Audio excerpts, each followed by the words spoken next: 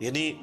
اس سے حضرت عمرو بن عاص نے یہ بھی عقیدہ دیا کہ اسی زمینی قبر کے اندر حساب و کتاب ہوتا ہے، لیکن اس کو کوئی دیکھ نہیں سکتا. یعنی اگر ایگزیکٹ آپ کیمرہ فٹ کر دیں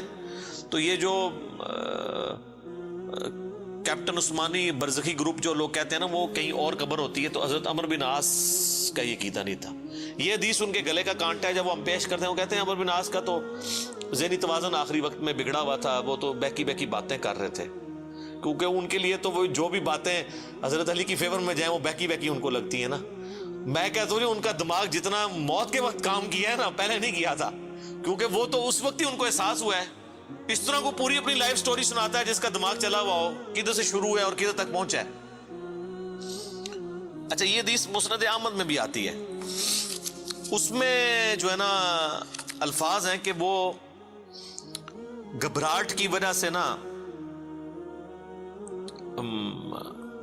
دیوار کی طرف منہ کر کے روتے ہیں. تو ان کا بیٹا جب پوچھتا ہے کہ کیا آپ موت کے خوف کی وجہ سے رو رہے ہیں، وہ کہتے ہیں میں موت کی وجہ سے نہیں رو رہا، میں رو رہا ہوں اس بات کو کہ مرنے کے بعد میرے ساتھ کیا بنے گا، موت کے بعد آنے والے حالات کے بارے میں. یہی تو سر ہم آپ کو کہہ رہے ہیں کہ مرنے سے پہلے اے مسلمان کر لے اس پہ غور، کتابوں کا خدا اور ہے، بابوں کا خدا اور. اچھا ایک اور طریقہ ہے مسند امام احمد میں اس کے ساتھ ہی کہ موت کے وقت جب انہیں گھبراہٹ ہوتی ہے نا تو وہ دیوار کی طرف منہ کر کے زاروں قطار روتے ہیں. تو ان کا بیٹا کہتا ہے کہ ابا جی آپ رو رہے ہیں، آپ کو تو نبی علیہ السلام اتنی محبت کرتے تھے، آپ کو ذمہ داریاں دیتے تھے، آپ نے جنگیں لڑی، آپ نے رومن امپائر کے خلاف جنگ یرموک لڑی، تو حضور کو تو آپ کو بڑی اہمیت دیا کرتے تھے. سر اس پہ آپ ذرا جواب سنیں عمرو بن عاص کا. وہ کہتے ہیں اللہ کی قسم مجھے پوری زندگی یہ بات معلوم نہیں ہو سکی کہ حضور مجھ سے واقعی محبت کرتے تھے یا صرف تالیف قلب کے لیے، میرا دل رکھنے کے لیے مجھے کبھی کو پوسٹ دے دیا کرتے تھے. لیکن دو بندے ایسے ہیں جن کے بارے میں دل سے گواہی دیتا ہوں کہ رسول اللہ اپنی وفات تک ان سے محبت کرتے تھے. ایک ابن سمیہ عمار ابن یاسر اور دوسرا ابن ام عبد عبداللہ ابن مسعود. اب عمار بن یاسر ان کو کیسے بھول سکتا تھا، عمار کو تو مارا ہوا تھا انہوں نے صفین کے اندر. تو وہ کہہ رہے ہیں کہ حضور مجھ سے محبت کرتے تھے نا تو مجھے نہیں لگتا کہ وہ اندر سے کرتے تھے یا میرا دل رکھنے کے لیے. بعض اوقات بندہ کسی کو oblige بھی کر دیتا ہے نا تعریف قلب کے لیے، لیکن دو بندے ایسے تھے میں کہتا ہوں کہ حضور واقعی ان سے محبت کرتے تھے، ابن سمیہ اور ابن ام عبد. پھر عبداللہ بن مسعود کے بارے میں اور عمار بن یاسر کے بارے میں جب انہوں نے یہ بات کی نا تو ان کا بیٹا کہتا ہے کہ پھر تو انہوں نے دیوار کی طرف منہ کر لیا اور زاروں کے تار رونا شروع کر دیا، اور پھر ساتھ ساتھ یہ بول رہے تھے کہ اے اللہ تو نے ہمیں جن باتوں کا حکم دیا ہم نے وہ کام چھوڑ دیے، اور تو نے ہمیں جن چیزوں سے منع کیا تھا ہم وہ کام کرتے رہے، اب تیری مغفرت کے سوا کوئی چارہ نہیں ہے. اور پھر ان کا بیٹا کہتا ہے کہ بس یہی جملے وہ پڑھتے رہے کہ ان کی روح پرواز کر گئی. آخری ان کا کلام یہی تھا کہ اللہ جو جن کاموں سے تو نے روکا وہ ہم کرتے رہے، اور جن چیزوں کا تو نے حکم دیا ہم اس کی مخالفت کرتے رہے، تیری مغفرت کے سوا کوئی چارہ نہیں ہے.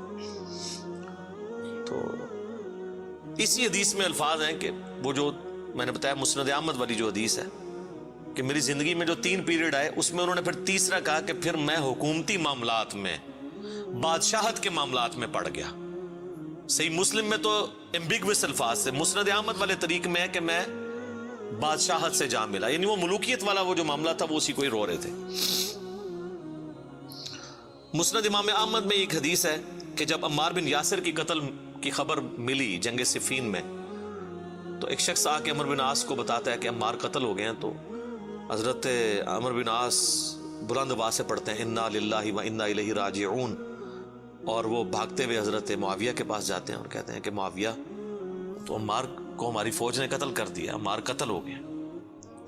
اور میں نے رسول اللہ سے سنا تھا کہ عمار کو ایک باغی جماعت قتل کرے گی. تو حضرت معاویہ بجائے یہ کہ رجوع کرنے کے عمرو بن عاص کو کہتے ہیں کہ تو اونٹ کی طرح اپنے پیشاب میں پھسلتا ہے، یعنی تجھے خود یہ اس حدیث کا پتہ ہے اور تو خام خواہ اس کا چرچا کر کے لوگوں کو بتانا چاہ رہا ہے کہ علی حق پہ ہے اور ہم نہ حق ہیں.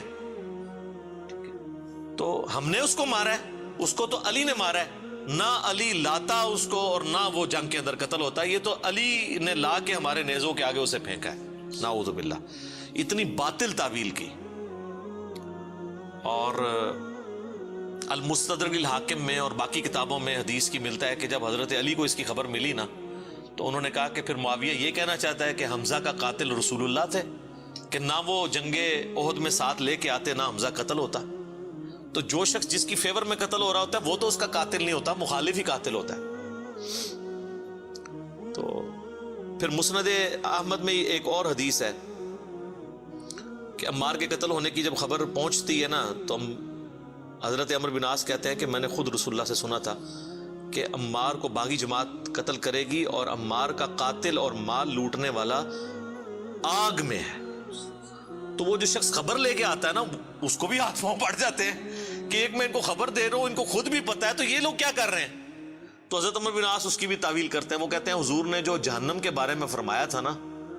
وہ عمار کے قاتل اور مال لوٹنے والے کے لیے تھا، وہ ہمارے لیے نہیں ہے، اگرچہ ہم بھی جنگ لڑ رہے تھے لیکن ہمارے ہاتھوں سے تو نہیں وہ قتل ہوا۔ حالانکہ صحیح بخاری میں حدیث ہے عمار کو باغی جماعت قتل کرے گی، اور یہ حدیث میں نے بتایا ان کو پتہ بھی تھی۔ جماعت کے بارے میں الگ سے میں نہیں کہتا دوزخ میں جائے گی، اللہ اور بندے کا معاملہ ہے۔ تو انہوں نے کہا کہ یہ مال لوٹنے والا اور قتل کرنے والے کے بارے میں۔ اب مسند احمد میں موجود ہے کہ وہ صحابی صلح حدیبیہ کا صحابی تھا، ابو الغادیہ، جس نے عمار کو قتل کیا تھا، اور پوری زندگی پہ پھر وہ روتے تھے مجھ سے یہ کیا کام ہوا۔ تو اس پہ خیر ابن حجر اسقلانی نے بڑی کوشش کی ہے، انہوں نے بحث کی ہے کہ نہیں صلح حدیبیہ کی فضیلت اسے کور کر لے گی، امید ہے کہ وہ جنت میں ہی جائے گا جہنم میں پھیرا لگائے بغیر۔ تو شیخ البانی نے پھر اس کے اوپر گرفت کی ہے کہ نہیں، جو عام فضیلت ہوتی ہے نا جب کسی معاملے میں تخصیص آ جائے تو عام فضیلت اٹھ جاتی ہے۔ جب حضور نے فرما دیا نا کہ عمار کا قاتل اور مال لوٹنے والا جہنم میں ہے تو اب یہ ایک تخصیص آ گئی ہے، جب تخصیص آ جائے نا تو حکم عام اٹھ جاتا ہے اس شخص کے لیے، لہذا آپ یہ تعویل نہ کریں۔ شیخ البانی یعنی انہوں نے حق گوئی کا مظاہرہ کیا۔ بہرحال یہ اللہ اور بندے کا معاملہ ہے، ہم کوئی کسی کی آخرت کا فیصلہ نہیں کرتے۔ بہرحال یہ حقیقت ہے کہ حضرت علی اپنی وفات تک ان لوگوں سے ناراض رہے ہیں۔ المصنف ابن ابی شیبہ میں موجود ہے، تابعی کہتے ہیں ہم نے حضرت علی کے پیچھے نماز میں قنوت نازلہ پڑھی ہے۔ حضرت علی قنوت نازلہ میں پڑھتے تھے اللہم علیک بمعاویۃ و اشیائہ و عمر ابن عاص و اشیائہ و ابا سلمی و اشیائہ، اس میں عمر بن عاص کا بھی نام ہے۔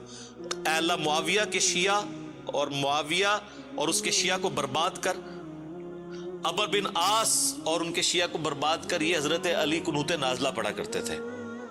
اچھا انہوں نے اردو میں ترجمہ کیا ہے اے اللہ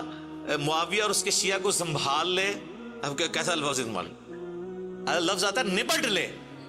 وہ اب کہیں گے سنبھال مطلب ہے کہ انہوں نے سام، تو وہ تعویل کریں گے۔ تو میں نے اس لیے ترجمہ کیا تباہ و برباد کر، کیونکہ یہ علیکہ کے ساتھ جب بات کی جاتی ہے نا تو یہ آپ قنوت نازلہ پڑھ رہے ہوتے ہیں نا یہود و نصارہ کے اوپر بھی، تو اس میں بھی اللہم علیکہ یہ تو نہیں تھا ان کو سنبھال لے، سنبھال لیتے سانو ہی اللہ سانو سنبھال رہا تھا یار۔ تو وہ ترجمہ ایسا کرتے ہیں کہ وہ اس کو نا بدل دیتے ہیں۔ بہرحال آج کی ڈیٹ میں ہم تو یہی کہیں گے کہ حضرت عمر بن عاص رضی اللہ تعالیٰ عنہ کا موت کے وقت رونا اور اللہ کی طرف رجوع لانا، اللہ تعالیٰ ان کی غلطیوں کا کفارہ اس کو بنائے۔ باقی انشاءاللہ تعالیٰ ایک تو چیز ہے، حضرت عمر بن عاص کے لیے مجھے مولا علی سے ایک گارنٹی مل گئی ہے، مصنف ابن ابی شیبہ میں موجود ہے کہ اہل صفین کے بارے میں جب مولا علی سے پوچھا گیا تو انہوں نے کہا کہ میں امید کرتا ہوں کہ میری طرف سے شہید ہونے والے تو جنتی ہیں ہی ہیں، میرے مخالفین بھی جنتی ہیں، پھر قیامت والے دن اللہ کی بارگاہ میں معاملہ میرے اور معاویہ کے درمیان طے ہوگا۔ تو میرے خیال ہے حضرت عمر بن عاص کو مولا علی نے پھر قنوت نازلہ کے بعد یہ فرما کے نکال دیا، اور آپ دیکھ لیں وہ روئے بھی بہت ہیں آخری وقت میں۔ میں ویسے جب بھی یہ حدیث پڑھتا ہوں پھر عمر بن عاص کے لیے میرا دل نرم ہو جاتا ہے کہ انہوں نے مرنے سے پہلے اللہ کی طرف رجوع لائے رضی اللہ تعالیٰ عنہ وعلیہ السلام۔ اذانیں شروع ہو جاتی ہیں، بقیہ کے سوالات انشاءاللہ اذان کے وقفے کے بعد انشاءاللہ۔